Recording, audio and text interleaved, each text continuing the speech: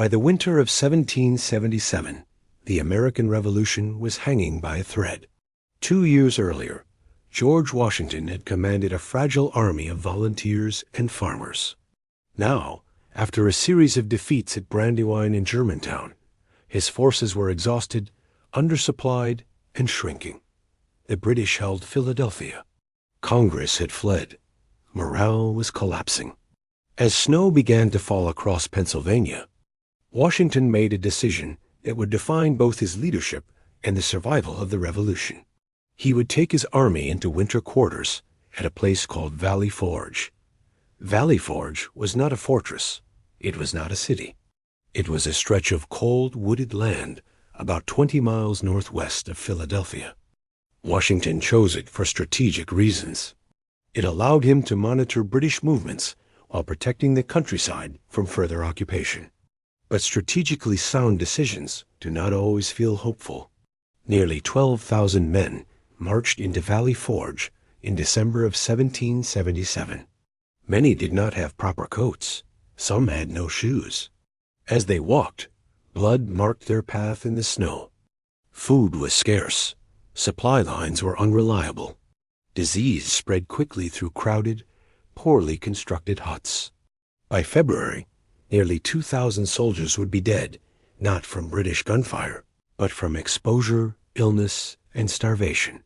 Letters from soldiers described the suffering in stark detail. They spoke of hunger so severe that men boiled leather to survive. They described feet wrapped in rags. They wrote of watching friends waste away from fever. Desertion became a real threat. For many soldiers, the Revolution felt less like a cause and more like a sentence. Washington faced criticism not only from the British, but from within his own ranks. Some members of Congress questioned his leadership. Whispers of replacing him began circulating. There were officers who believed someone else could lead the army more effectively. It was not the first time Washington had faced doubt, but this time the stakes were national. If the Continental Army dissolved, the Revolution would end. Washington understood something critical. He could not allow the army to disintegrate, not physically and not psychologically. He spent the winter among his men. He rode through the camps. He visited the sick.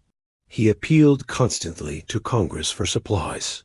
He wrote letter after letter, demanding food, clothing, and reinforcements. He did not retreat into comfort. He endured the winter alongside them. But endurance alone would not win a war. In February of 1778, a Prussian military officer named Baron Friedrich von Steuben arrived at Valley Forge. He brought something the army desperately lacked: discipline.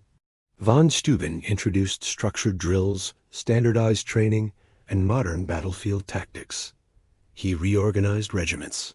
He taught soldiers how to maneuver as a unified force. He transformed scattered militias into a cohesive army. Training continued through the snow. Men who had once been farmers learned to move in coordinated lines. They learned how to load and fire efficiently. They learned how to respond to commands with precision. By spring, the transformation was visible. The army that marched out of Valley Forge was not the same army that had entered it. It was leaner. It was trained. It was disciplined. It had survived. Valley Forge did not produce a glorious battlefield victory. There was no dramatic charge, no decisive moment that day. What it produced was resilience. It forged loyalty among the troops who endured it. It solidified Washington's leadership at a time when it might have collapsed. It proved that the American cause could survive not only British armies, but its own weakness. When the Continental Army left Valley Forge in June of 1778, it marched with renewed purpose. Soon after, it would face British forces again, and this time it would stand firm. The winter that nearly broke the Revolution instead became the winter that hardened it. For Washington, the lesson was clear. Leadership was not only about battlefield survival, as it had been years earlier in the forests of the Monongahela. It was about steadiness in suffering. It was about remaining visible when morale faded. It was about earning loyalty not through victory, but through endurance. The revolution did not end at Valley Forge. It strengthened there. And George Washington, once a young officer who had learned humility and defeat, had now proven he could hold together an army on the brink of collapse. But the story of American courage does not belong to one man alone.